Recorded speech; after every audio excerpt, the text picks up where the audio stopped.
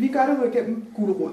Altså vi har haft nogle forslag i Folketingssalen, som handler om, at det offentlige som en meget, meget stor arbejdsgiver, og det er både stat, amt og kommune, skal anvende sociale klausuler. Så når man udbyder en opgave, så skal de virksomheder, der vil løfte den opgave, de skal have praktikpladser.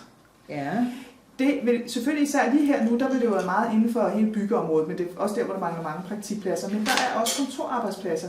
Fordi en af de ting, vi har fundet ud af ved at grave ned i mulighederne for sociale klausuler, og som vi har fået et positivt svar fra undervisningsministeren, det er, at hele den offentlige eller indkøbsordning, statens indkøbsordning, hvor der er for 13 milliarder kroners omsætning og 850 virksomheder, der er registreret, hvis jeg skulle huske ret.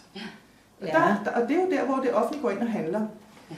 Det er jo alle mulige slags virksomheder, inklusiv jo, altså hvor der sælger printer og papir, og her kommer jeg, de har selvfølgelig kontorarbejdspladser. Ja. Og det betyder, at så pludselig er der også et marked for de områder, som HK organiserer, hvis kommunerne bruger de muligheder for, at de kan sige fri konkurrence, men vi har sociale klausuler. Ja. Det synes vi, at man skal bruge langt mere offensivt. Ja. Man kan